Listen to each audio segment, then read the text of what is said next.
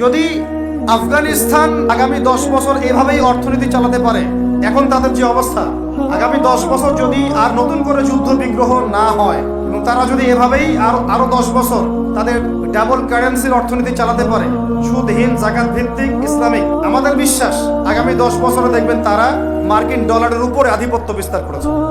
অনলাইনে যারা আপনাদেরকে এইসব তালগোল মার্কা কথাবার্তা বুঝায়, যে কাগজের টাকা নিয়ে উল্টাপাল্টা কথা বলছে, ইলেকট্রনিক মানি নিয়ে উল্টাপাল্টা কথা বলতেছে, বিটকয়েন ক্রিপ্টোকারেন্সি নিয়ে কথা বলতেছে উল্টাপাল্টা, ভাই এগুলো আমরা জেনে বুঝে কথা বলতেছি, জেনে বুঝে পড়াশোনা করে এগুলোর উপর আমরা থিসিস করেছি ইউনিভার্সিটিতে। এমনি এমনি কথা বলতেছি না যে পেপার মানি আপনার পকেটে, আমার পকেটে যেটা আছে আপনার পকেটেও সেটাই আছে, এর ভিতরেও সুদ আছে।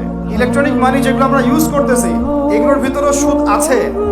এর সামনে আসবে বিটকয়েন, ওইটার মধ্যে সুদের ভিতর উপর সুদ, তার উপর আসতেছে একটা সিস্টেম যেটা অলরেডি কয়েকটা কান্ট্রিতে অ্যাপ্লাই হয়ে গেছে।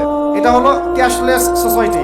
কোনো ক্যাশই থাকবে না সোসাইটির মধ্যে, ডিজিট থাকবে, খালি ডিজিট।